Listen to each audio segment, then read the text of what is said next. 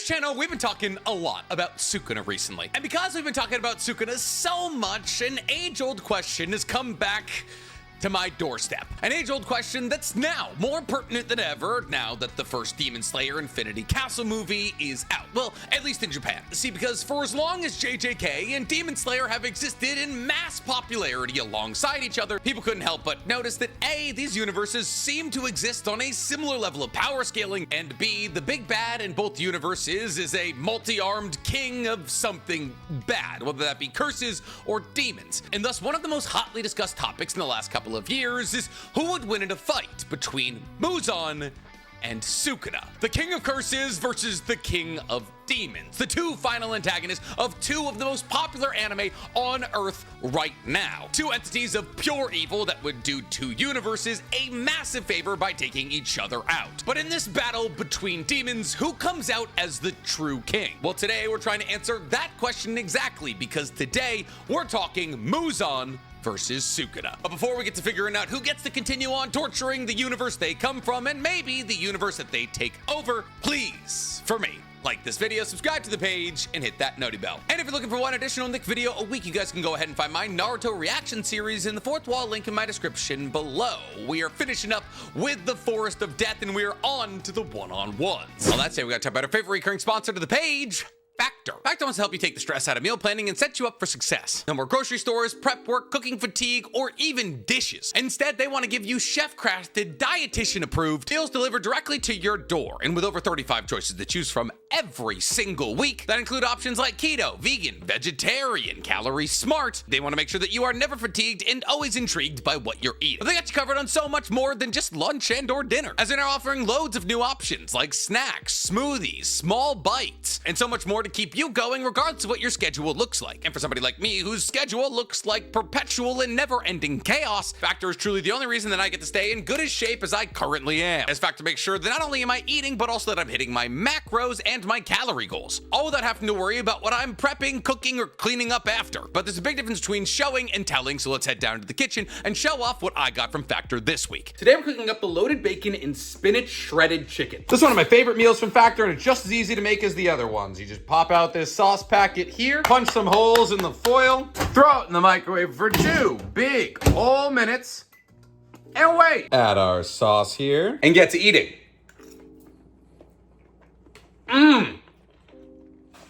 Oh, a combo of the bacon and spinach with the chicken as a medium. That is delicious. So what are you waiting for? Head to factor75.com or click the link below and use code 50TWC to get 50% off your first order plus free shipping. That's code 50TWC at factor75.com for 50% off your first order plus free shipping. Health has never been so easy. So, as we tend to do with basically any versus battle we talk about on either this channel or NC Hammer 23, we're going to be talking about these two individual fighters in their strongest known forms. So what forms will Sukuna and Muzan be it? Well, unfortunately for anime-only watchers, this is a bit of a spoiler, but peak Muzan is quite obviously pre-poison Muzan. The Muzan that we see survive the Ubuyashiki mansion explosion morphed into his final form, his attack form. An entirely different form than anime-only watchers have ever seen Muzan in. A white-skinned, scarred Muzan who has 20 tendrils that he's able to control like whips that can extend up to 10 meters away from him. A demon with 13 vital organs that all need to be destroyed before you have any hopes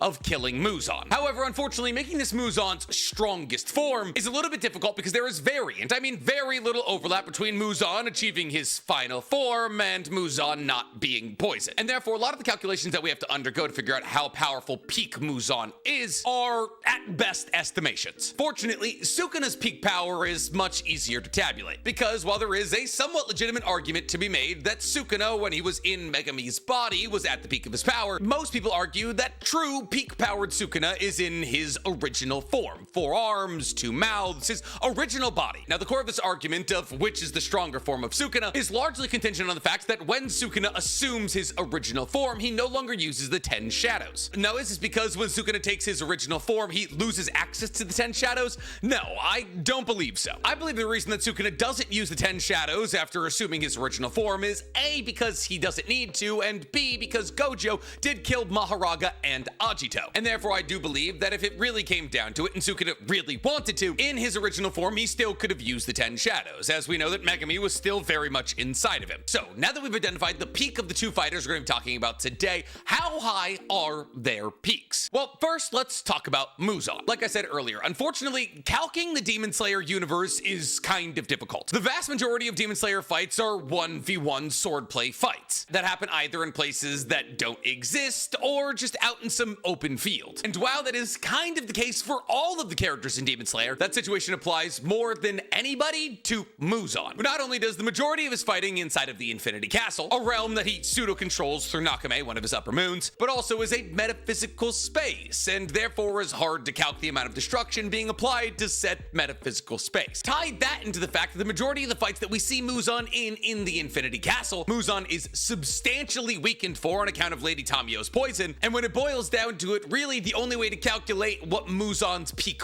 was is through the feats of his upper moons, who is constantly described as being tens of times stronger than. And therefore, unfortunately, the best way to crack the code on what Muzan's AP would be is to look at feats acquired by his upper moons, like Gyotaro. See, Gyotaro is upper moon 6, a rank he shares with Daki, his sister, and therefore technically Gyotaro is the weakest of the upper moons. And while there isn't a whole lot of discrepancy between upper moons 6, 5, and 4 in terms of strength, upper moons 3, 2, and 1, Akaza, Doma, and Kokyashibu, all absolutely dwarf Gyotaro in terms of strength. And yet, Gyotaro is feasibly the weakest out of all of the upper moons outside of Daki, his sister, obviously. And yet, Gyotaro holds on to one of the most impressive, actually scalable feats in all of Demon Slayer. See, because Gyotaro's arc taking place in the Red Light District meant that any and all damage that Gyotaro did to the surrounding areas was not only quantifiable, but also scalable. And with the combined effort of his demon blood art slashes and the explosion of power that Gyotaro releases after being decapitated by Tanjiro, Gyotaro is able to level the entirety of the Red Light District. A feat that's been calced all the way up to large town level and as low as multi-city block level. And the opinions on this feat, especially the explosion that Gyotaro is able to let out after being decapitated, seem to be relatively split between the two. Now, if you just asked my uninformed mathematically opinion, I would say the explosion released by Gyotaro looked to be large enough to level a town. Could it level a large town? Probably not. Was it as small as a couple of city blocks? Also, probably not. And therefore, as we do with a lot of these versus battles, I'm gonna tend to aim for the middle and say that Gyotaro's ultimate final technique of wiping out the entire Red Light District was a town level feat. That seems fair to me. Now, unfortunately, out of that one feat from season 2 of Demon Slayer, the only other really quantifiable and therefore calculable feat we see from any of the upper moons in terms of AP, it's really easy to figure out their speed because you just figure out their speed relative to the people they're fighting, comes from Doma, upper rank number 2, who should therefore feasibly be much closer to Muzan in terms of strength than Gyotaro. See, in the Infinity Castle arc, we see Doma, one of the strongest of the upper moons, while substantially weakened through poison, create a gigantic ice Bodhisattva. Now, for those of you who don't know, Doma's blood art ability allows for him to create and control ice. Unfortunately, powers like this make it very easy to quantify how powerful the person using said power is, because we know the amount of energy required to turn the air and the moisture in the air into ice. And Doma, who was substantially poisoned at the moment of the creation of this giant ice Bodhisattva, was able to create a statue so large of ice instantaneously that it's been calced in terms of the energy required to a multi-city block level feat. Now, there's a lot of you out there saying, but Nick, that's less than the town level feat we saw from Gyotaro, and Gyotaro's 4 spots lower in the upper moon ranking than Doma, and you're right. But I really need to hammer home just how poisoned Doma was when he pulled off this feat. Without giving any massive spoilers, we're talking like a boom slang bite to the neck level of poison. Oh, Nick, if it bites you, it's actually venomous. I don't care. But Doma being able to pull off a multi-city block level feat when he was in as weakened a state as he was in this fight is consistent with his peak power AP AP being somewhere in the region of town to large town level. And if we're assuming that Muzan is multitude stronger than even the strongest of the upper moons, which he is constantly described as, and the upper moons seem to fall somewhere within the region of multi-city block to large town level in terms of their AP, the Muzan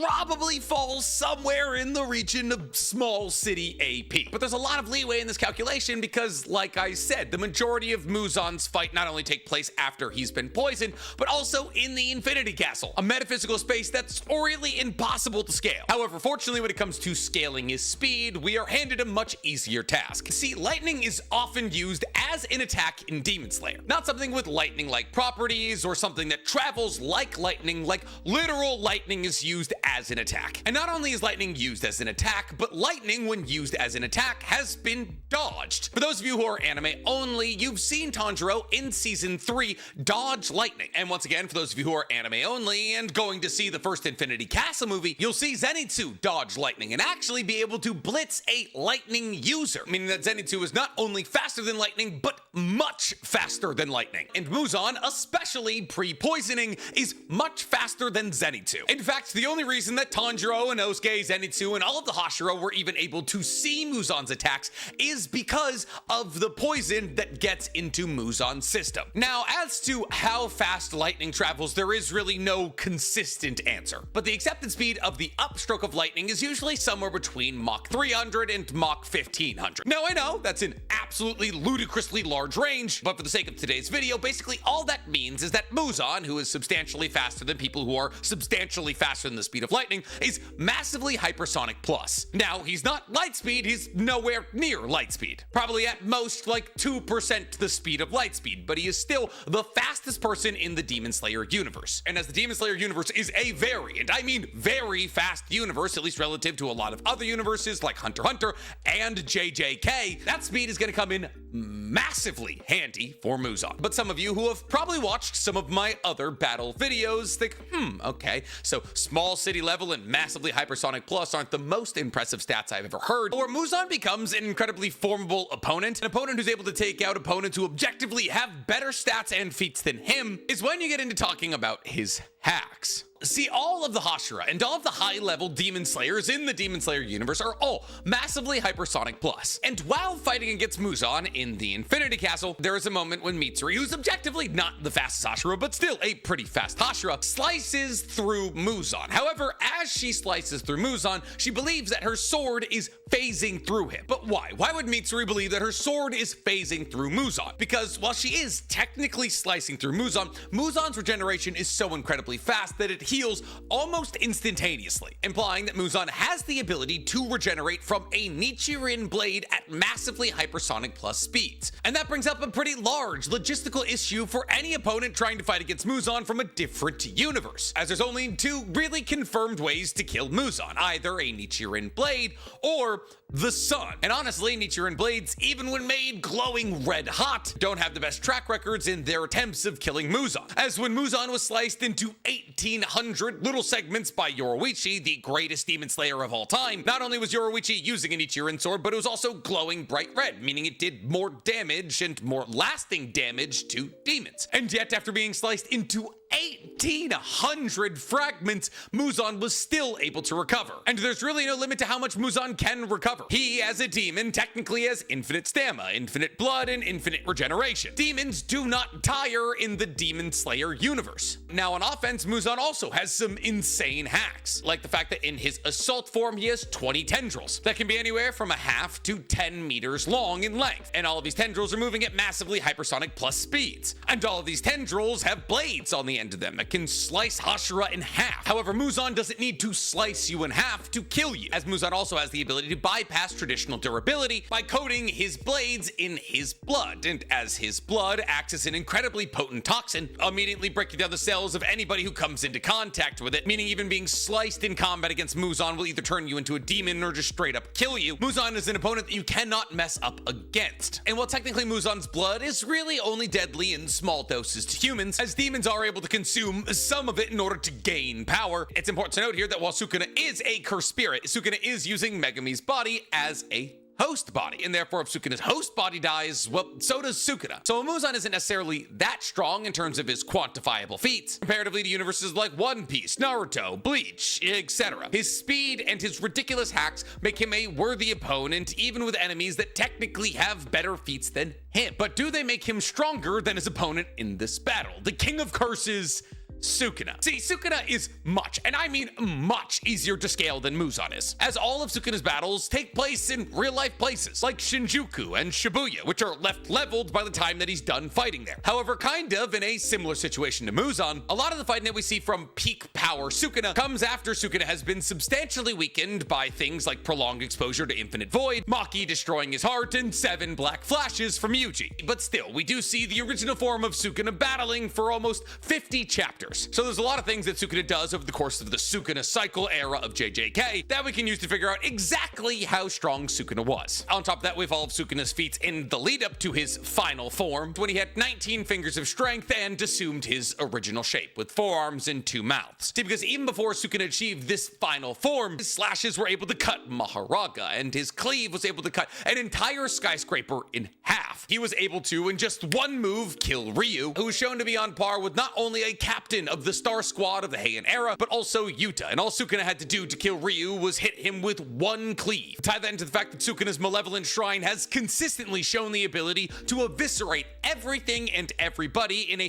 200 to 300 meter diameter of his current location, with its peak effectiveness being shown towards the end of the JJK manga, while Sukuna's heart technically wasn't beating. When Sukuna was able to apply explosive cursed energy to all of the dust within a 200 meter circle of his current location, and then ignite it using his Fuga, starting a thermobaric explosion that eviscerated everything within the confines of his malevolent shrine, a feat that has very consistently been couched to large town level. So if we assume that Sukuna hadn't just been hit by 7 black flashes before opening this domain expansion, hadn't had his heart pierced by Maki, and hadn't taken damage from the Infinite Void, it's safe to assume that this large town level feat probably could have been a bit stronger, putting Sukuna's AP at its absolute max somewhere in the region of small city level. So roughly the same as where we placed Muzan. But what about their speeds? Does Sukuna match up to the massively hypersonic plus speeds of Muzan? No. See, Sukuna at his peak is probably the fastest combatant in the entirety of the JJK world, with the possible exception of Gojo. See, Gojo is described as the fastest sorcerer in the entire world when the narrator is talking about Naobito's projection sorcery, and Sukuna is able to keep up with Gojo for like 15 chapters. But so what if Sukuna can keep up with Gojo? What does that mean for his speed? Well, Gojo has been pretty consistently calced into the supersonic range, based on the fact that Toji, a fully awakened heavenly restriction user, realized that if he would want any chance in combat against Gojo, as a teenager mind you, he would have to A, exhaust him, and B, trick him into dropping his guard. And while Gojo wasn't necessarily able to keep up with Toji in their first fight, this was a far from peak power Gojo who, like I just said, was not only snuck up on, but also exhausted. But eventually Gojo, after figuring out reverse cursed energy, is absolutely able to clock the speed of Toji, a feat that's confirmed when Sukuna is able to keep up with an awakened Maki, who for all intents and purposes should be thought about exactly in the same metrics as an awakened Toji. So Gojo and Sukuna can keep up with awakened heavenly restriction users who are clocked somewhere in the region of supersonic. And on top of this, we've been told by the JJK manga, specifically the narrator, that the speed in the JJK universe outside of Gojo and Sukuna kinda tops out at around Mach 3, which is a confirmable measurement when you consider the fact that Naobito Zenin, with his 24 frames per second projection sorcery, was the fastest sorcerer in the world up until his death outside of Gojo. But Nick, some of you die-hard JJK fans are saying right now, isn't Kashimo a light speed opponent? Or at least lightning speed opponent? I mean, he can fire electromagnetic waves using his innate technique, and electromagnetic waves travel at the speed of light. So when he coats himself in mythical beast Amber, shouldn't he be able to travel at the speed of lightning? Meaning that Sukuna was able to absolutely manhandle him in this mythical beast Amber form should be at least massively hypersonic plus like Muzan? No, unfortunately. See, Kashimo's curse technique has never been described as lightning itself. Rather, his abilities have been described a whole lot like Killua's, which makes sense when you consider the fact that the entirety of curse energy is based off Nen, aka Hunter x Hunter's power system. See, Kashimo was able to electrify his cursed energy,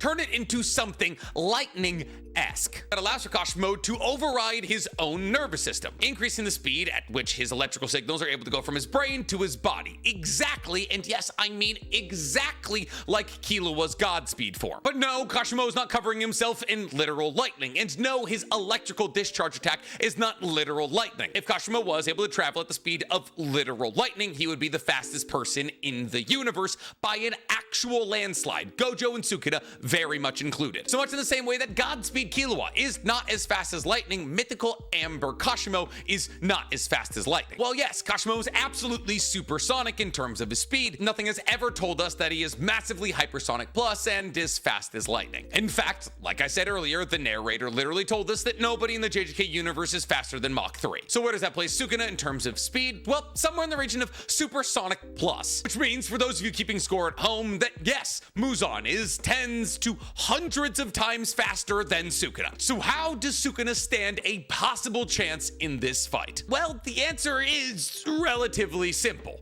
Cursed energy, thing that Muzan does not have. Well, yes, you could absolutely make the argument that the King of Demons would be bathing in cursed energy if placed in the JJK universe. We're not doing that. See, assuming this fight takes place at midnight in a neutral site and both Sukuna and Muzan have to find each other, both sides have massive advantages that the other person does not have access to. Muzan's advantage is literally the only way that Sukuna could ever hope to kill him is by exposing him to the sun. But Nick, what about exploding him with a Fuga or a thermobaric explosion? Couldn't that destroy Muzan? Well, listen, I'm not gonna sit here and say no. It is technically a possibility. Demons in the Demon Slayer universe regenerate on a cellular basis, and therefore, if you destroy every single cell of a demon, there's nothing for them to regenerate back from. No sun, no Nichiren blade necessary. However, Muzan was able to survive rather easily, mind you, the Ubuyashiki mansion explosion, which was not only roughly the size of one of Sukuna's malevolent shrines, and the word roughly here is doing a lot of work, but also the explosion was lined with makabishi, or little scraps of sharp metal forged from Nichiren iron. And therefore, essentially, the Ubuyashiki mansion explosion was kind of like a pipe bomb built specifically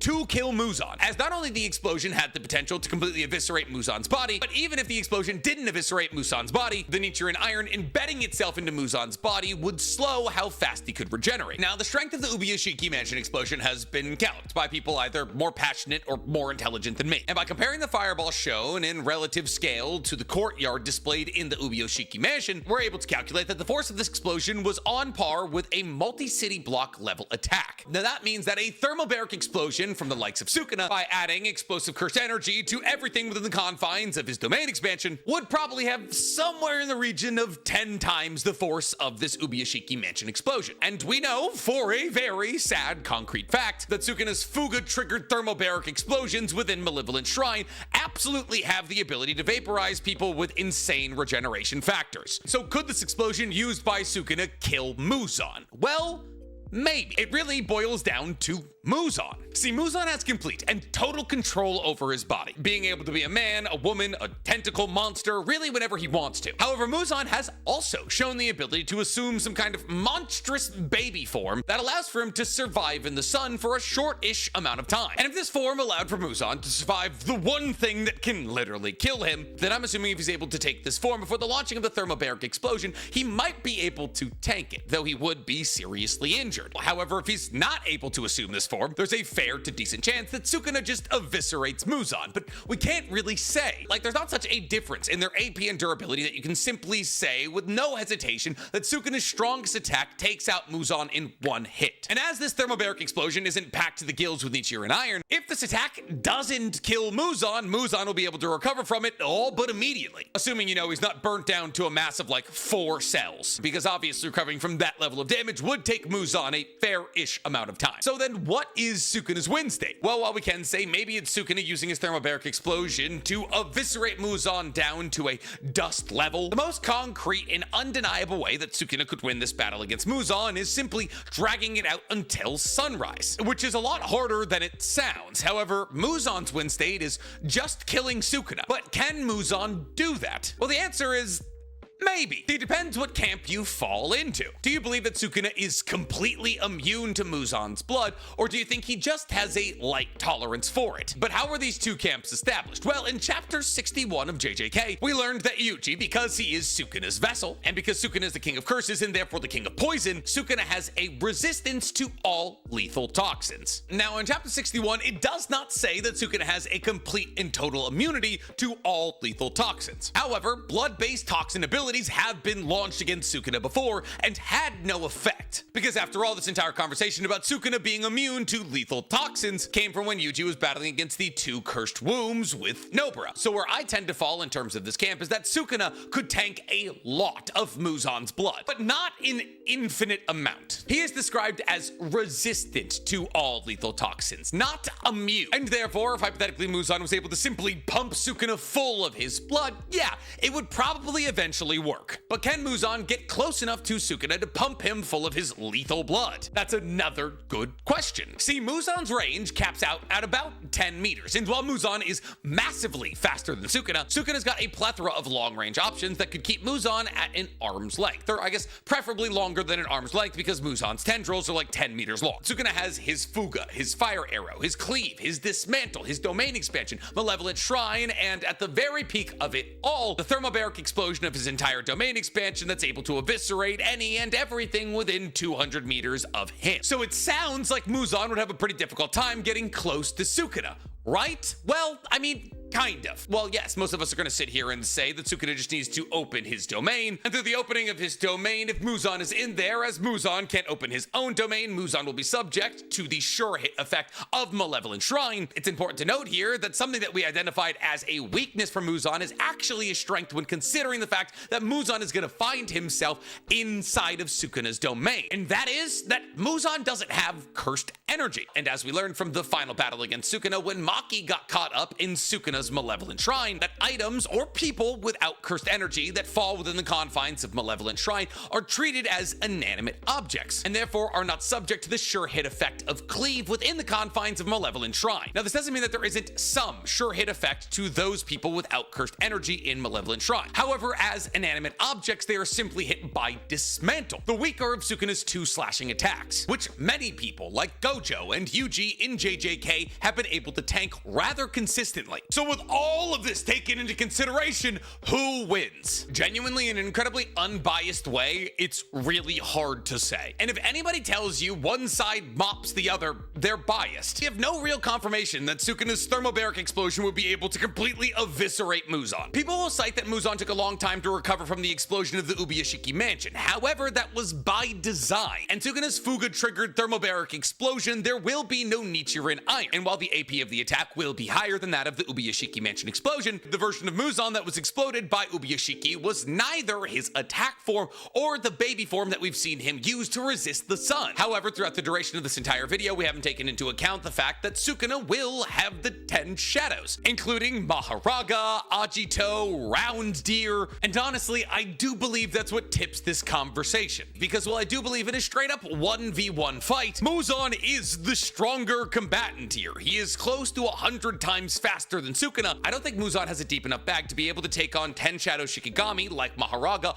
alongside Sukuna. And honestly, the whole reason for that is because I do genuinely believe that Sukuna would be able to identify that Muzan's blood is poisonous, at which point all Sukuna would have to do was take the burden of adaptation onto himself for Maharaga, go through the burden of adaptation himself to get Maharaga immune to Muzan's blood, and turn Maharaga immune to Muzan's slashing attacks, and then because of the lack of depth in Muzan's bag, Maharaga becomes effectively unkillable by Muzan. And while, yes, Muzan has the AP to just one-shot Maharaga, I don't know if he's going to be able to muster an attack powerful enough to kill Maharaga in the requisite amount of time while also trying to fight against Sukuna and other 10 Shadows creations. Ties into the fact that the Fuga-triggered Thermobaric Explosion from Sukuna at the very least would most likely force Muzan into a somewhat long regeneration, and I believe that Sukuna would be able to draw out a battle against Muzan. See, here's the thing. Sukuna could probably fight at the peak of his power, non nonstop for 1 to 2 days. While there is a limit to how much cursed energy he has, that limit allows for Sukuna to fight for a very, very long time. 1, because of his ridiculous amount of cursed energy, and 2, because of his efficiency in his own cursed techniques. And while Muzan himself has infinite amount of stamina, and therefore no limit to how long he can fight, if we're assuming this battle starts at midnight, Muzan really only has 6 hours to finish Sukuna before the sun rises. And I'm not entirely convinced that Muzan would be able to defeat Sukuna within the confines of 6 hours if Sukuna has access to the 10 shadows. So who wins on a fight in neutral ground with the prospect of the sun rising at some point? I believe 6 out of 10 times it's Sukuna. Only because nighttime runs out before Sukuna or Muzan are able to kill each other 6 out of 10 times. The other 4 times, I believe Muzan's massive, and I mean massive advantage in speed, allow for him to pour enough blood into Sukuna that Sukuna is killed. Now, if you put this fight in some kind of perpetually dark room like the Infinity Castle, Muzan wins